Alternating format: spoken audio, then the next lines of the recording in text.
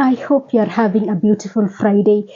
My name is Sophia and welcome back to Sophia Live. So 2 days ago, DCP Party Leader Rigathi Gachagua addressed the media, and in his presser, Gachagua urged the young people, the Gen Zs, to avoid the streets yesterday. Yesterday was the second anniversary commemorating the young people who died during the 2024 and the 2024 finance bill protest.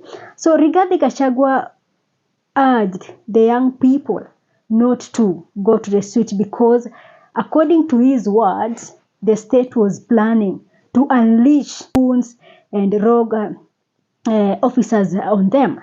So this, of course, was not received well by one lawyer, Miguna, and has come out to allege that DCP Party Leader Rigathi Gachagua is a state mall.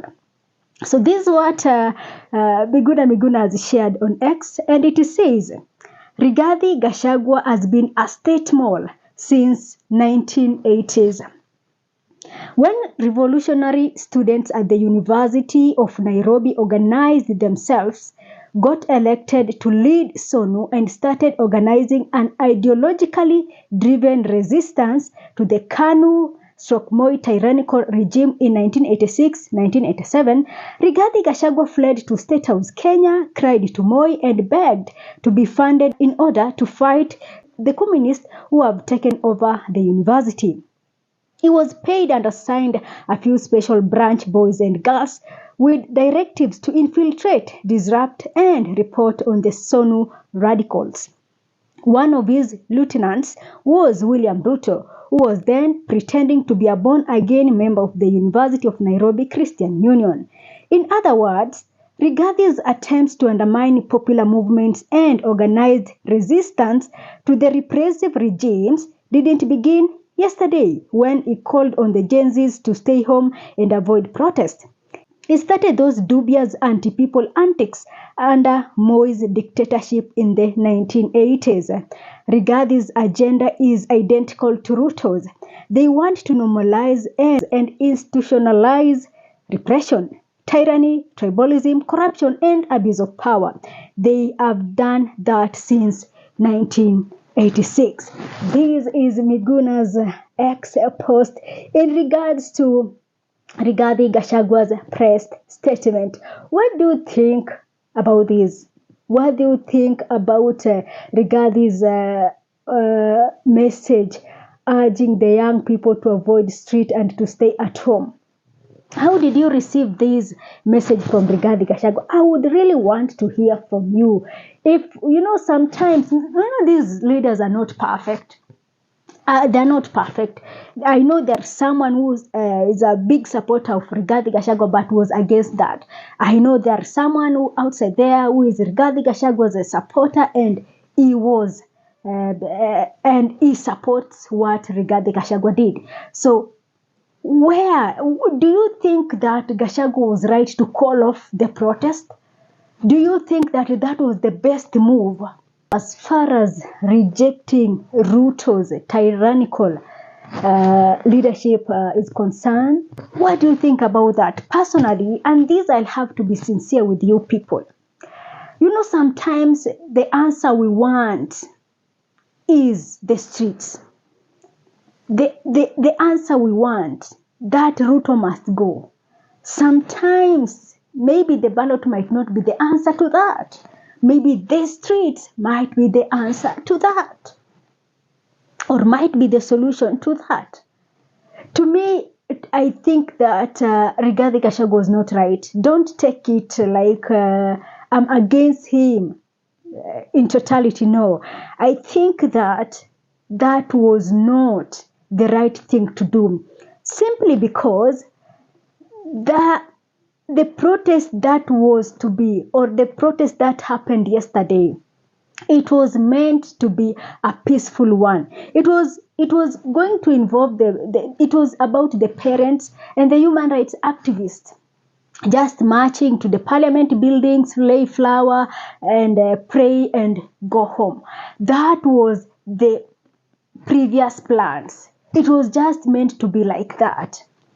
We know even in the previous protest, ile vurugu tuliona in the previous protest, it was not coming from the protesters. It was from the state. It was the state unleashed goons to the street to try and, of course, scatter the movement. The vurugu zote, the wizi yenye tuli witness and everything bad, it was from the state. The state was organizing to make these protests look bad. To me, Rigathi Gachagua saying that to me was like trying to dismiss the future protest. Like, to me, the statement was like, this protest is meaningless. But it wasn't about politics. Yesterday wasn't about politics. And that's why we have people suggesting that 25th of June should be made a national holiday, celebrating the young people who died. We lost 60 plus people, 60 plus young people who are just demonstrating against a tax bill. A tax bill is something that affects us. If you got it wrong in the tax bill, then it is just going to be wrong. It was not like it is a later issue. No. Finance bill is not no. Finance bill tells how the country spends and how things will move economically. So it is not something to assume that it was just another bill. No. That was heavy. That was heavy. So to me, I think that Gachagua was wrong. I think that he could just stay away from it.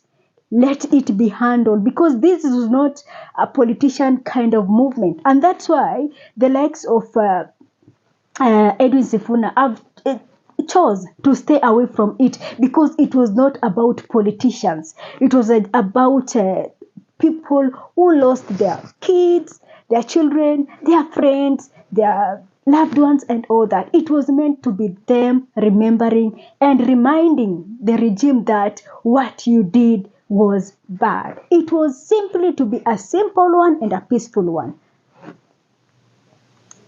I don't know if this is going to bring some shake-up in the opposition, but I'm seeing it going to happen, because from the conversation on social media, we have Kenyans who are now feeling that maybe Gachagua is indirectly working with Ruto.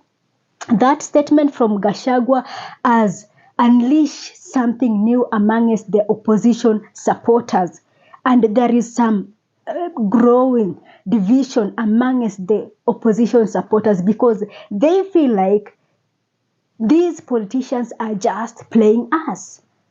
And they feel that the statement from Rigathi Gachagua for people to avoid the street is like Gachagua is trying to protect Ruto indirectly.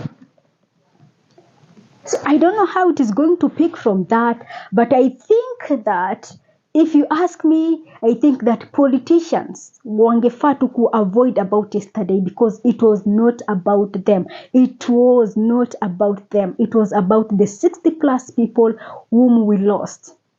And it is really, really painful. It is really, really painful, because it was not like they were doing something bad. No, it was not like they were doing something bad. It was just people demanding for good governance. Imagine being killed for demanding for a good governance. It is crazy to think about it. It is really insane to even think about it. Well, majority of you are saying we wait until the 2027 polls. You know, even the 2027 election has a lot of issues here and there.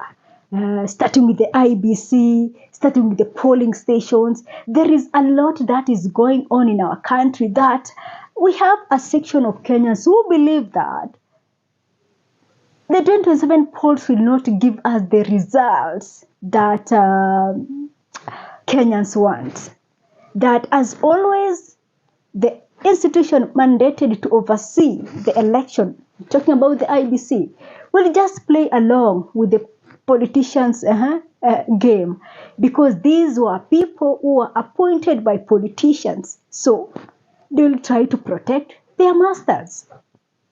So there are some discussions about the IBC and 2027 and all that. But personally, I said that with elections, I'm going to give IBC the benefits of doubt. And the reason I'm saying this is because the 2027 polls is not about the politicians versus politicians. It is about politicians versus the people of this country. You know, with politicians, you can align yourself with a group you feel like you want it. Like the IBC might choose, no, I don't want this political side. I feel like this one, I'm a bit safe here. But this time round, it is going to be politicians versus the people of this country. And that's where I have faith that the IBC might not try to do something in regards to the results of the 2027 general elections.